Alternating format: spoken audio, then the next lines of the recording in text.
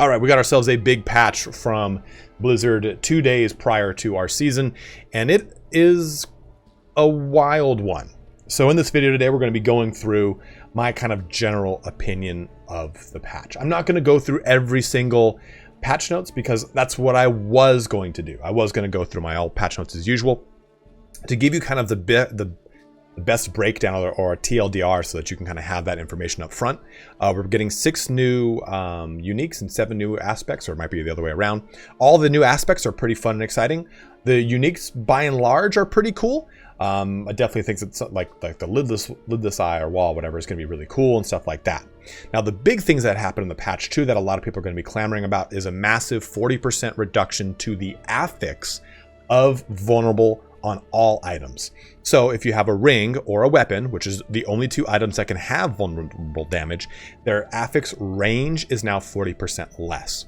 There's been a 17% reduction on crit strike damage on all affixes as well, but the implicit on, say, swords has been halved by 50%, and the implicit on crossbows has had a 65% reduction to its vulnerable damage. Those are very big nerfs that a lot of people are talking about. Also, across the board, damage reduction has had a 25% reduction in its efficacy, meaning that let's say you had 100 damage reduction from items prior to this patch, it's now 75%. And that's blanket numbers, easy math, just to kind of help put it into perspective. So those things all sound absolutely terrible. And you're probably looking at it and going, why am I even going to play the season if all these things have just gotten such a heavy nerf? So again, in this video, and this is what we're going to be talking about, I don't have my usual shtick of going through all my usual prompts in the beginning. Those things are substantial.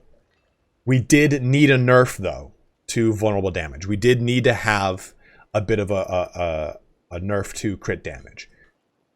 Damage reduction, I don't know if we needed this drastic of a nerf. And I think that's the important thing is, even though we needed a nerf to vuln damage, it didn't need to be 40% in the teeth. If you think about 17% for crit damage, let's say that you have a ring that does 20% crit damage, and it's now been nerfed by 17%. That's really not that substantial, right? It's like 3.5 or whatever the actual number is. So, or 3.7, I think is the actual number. That's not that huge of a percentage drop. So I'm okay with that. I think that vuln damage could have used something along those scales. And I think the big hit to implicits in our weapons is a pretty big knock in the teeth. But overall, I don't think you're going to feel that as much as the big damage reduction nerfs. Those are the big things. Aspect of Disobedience got pretty gnarly nerf in that it no longer has a 100 stack. It can only stack up to 60. And those things are pretty rough. The 25% damage reduction, or reduction to damage reduction, that's like a triple negative, was a pretty big nerf. The issue I have with it is that we really got nothing in return. Our resistances didn't get better or stronger or have more of a play in the game. So that's kind of awkward. It's kind of funky, right? They said that, hey, you know, we want the top ends of the game to feel more challenging. And what they've done is they've removed our capability to do a lot of damage in that top end of the game and to survive a lot of damage in the top end of the game without giving us more tools to truly deal with that top end of the game. Take, for example, my Blood Necromancer build that I have linked in the upper right-hand corner. It doesn't rely on vulnerable damage. It does not rely on crit damage. It relies on overpower damage, which did not get nerfed. In fact, got buffed. Haha! So it's even stronger, which is great. But I did notice jumping into packs of monsters, and you can see this is the content you see before you. I'm doing a 15 plus nightmare dungeon, so I'm level 79. Everything is 15 levels above me, and I'm fine. I'm doing just fine. But I was way more scared jumping into larger packs than I was before, where I was like, you know what, this is a tanky build, I'll be just fine. And I think that's kind of the name of the game now, is everything that was maybe not as tanky is now a lot weaker. So you have to be a lot more mindful, especially if you're playing the druid that has had its unstoppable capped at 6 seconds for certain scenarios. It's a Grizzly Rage, right? Has had that cap on unstoppable to 6 seconds now. That's pretty wild. So I think that the biggest thing I've noticed from the patch is that we got a lot of answers to questions that no one was asking. No one necessarily said, hey, you know what? We want armor to be just gutted to the ground. And I'm being a little hyperbolic with that. It is pretty rough. But I think overall, the nerfs that apply to our stats and things like that are not as big to the things that apply to our experience gain and end game activities. So Hell Tides have had a pretty wild change. So it used to be that if you wanted to get the mystery gift, the shadowy chest of mysteries, or whatever the fuck it's called, you needed 175 aberrant shards. Now you need 250. That's really rough, because now aberrant shards do not drop off of event monsters. So, oh, and also everything in the Helltide is now a higher level. So Helltides scale at a higher point. They have the monsters are harder to kill. They drop far less shards. You get no shards from doing events. You need to get 250 shards now. You overall take 25% more damage from your damage reduction qualities being 25% less reductive, right? So Helltides just aren't worth it. Sure, now you can focus down a specific unique. That's good and dandy. But to survive through the Helltide, to do it in what is going to be a whole hour to really grind it all out, you went from getting 3 to 4 chests an hour to maybe 1 or 2 is what it's really going to probably feel like. I was trying to do one and I was like, this is way too long. I was doing it for 15 minutes and I got something like 40 shards, and I was like, this shan't do for me. So I think that those things are not good. I think that they can easily be tweaked though by hot fixes and people talking about them, which I'm sure is going to happen. Now, I guess the ultimate question though is, how does this affect your seasonal build, your seasonal character? And I think that this kind of, the developer note said like, hey, we wanted to increase build parity and build variety. And it didn't really do that. All the things that got buffed in a lot of these patch notes were really just buffs to things that people weren't really using for the most part. And the things that got nerfed were the things that people were using the most. So that is good in a certain scope, right? We do want the top performing builds to kind of come down to the lower performing builds work, or the lower performing builds get buffed to match up to at least top performing bare minimum qualities. Whatever it is, you need a minimum viability for a build, right? But ultimately, what I feel happened is that a lot of things happened and nothing really increased in its overall viability, because we now need to stack Vuln or crit or damage reduction far more than we did before. Not to even mention cooldown reduction did get a substantial nerf, but I'm actually quite okay with it. They've said, hey, we don't want cooldown reductions to have a zero, to be zero. We don't want you to have 100% uptime with any ability that has a cooldown. Because if it has a cooldown and you reduce it to 0, what's the point of even having the cooldown?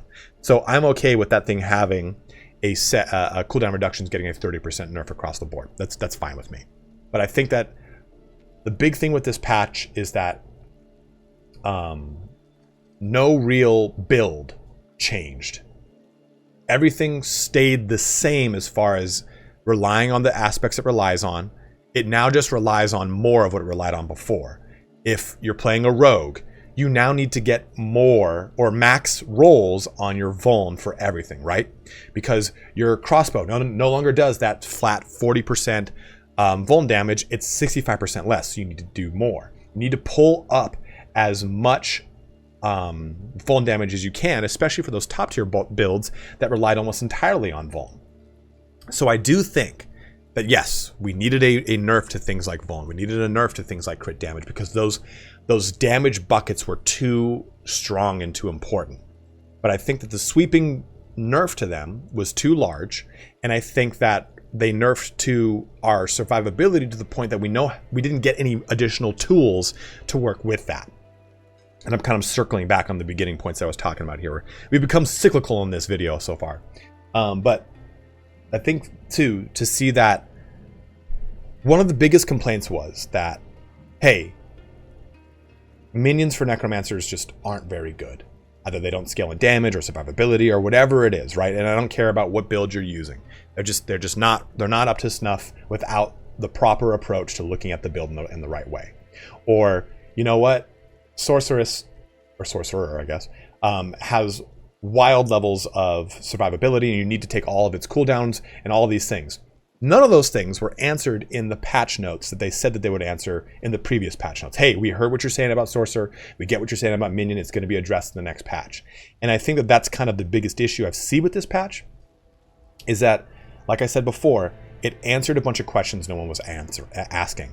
And it feels like a lot of things that were improved were kind of out of touch in the direction the game needed to go. And that's, I guess, my overall gist of my takeaway from the patch. I generally don't like to do negative videos. I'm like a pretty positive person, and I like to promote positive things on the channel because I still, at the end of the day, I'm very excited to do my Barbarian in Season 1 in 2 days. This in no way diminished my excitement for that. I'm extremely excited to jump into Season 1 and have fun with it and go crazy with it. I think what it did do was make it so that the end game isn't as exciting to me right now, because I think that there's so many hurdles that they've just placed in my way, especially with the way that experience game works now, right? So you got 25% additional experience if you killed something 3 levels or more higher than you. Now you only get 15% more experience for something that you kill that is 10 plus levels higher than you. And with the way that this game scales its damage that the monsters do to you based off of their level comparison to yours, that is a stupid high challenge for a small amount of experience reward. Again, I think maybe experience did need a little bit of a nerf. We were probably leveling way too fast. We have so many people who have multiple level 100s a month into the game. But I don't think we needed that drastic of a nerf. That 10 levels higher than you should still be 25%. If you're going to give me that high of a hurdle, at least give me still the good experience that matches it. So I think that the big thing I'd like to see would be a change to that experience gain, make it less drastic. I think that the Hell Tides being just kind of ripped out from underneath us is just no bueno. And I'm not even going to say, hey, backstep the DR and the Vuln and the crit. Make resistances worthwhile. The patch did nothing to increase their viability in any of my builds. So I think that is another big thing, a big pain point I have. And also fix the skills that you said you want to fix, because nothing that it was increased or decreased in these patch notes made it so that, okay, now I can have a very viable minion build or a companion build. Well, I guess actually you did get 2 really good buffs to companions for aspects in the Druid, but still.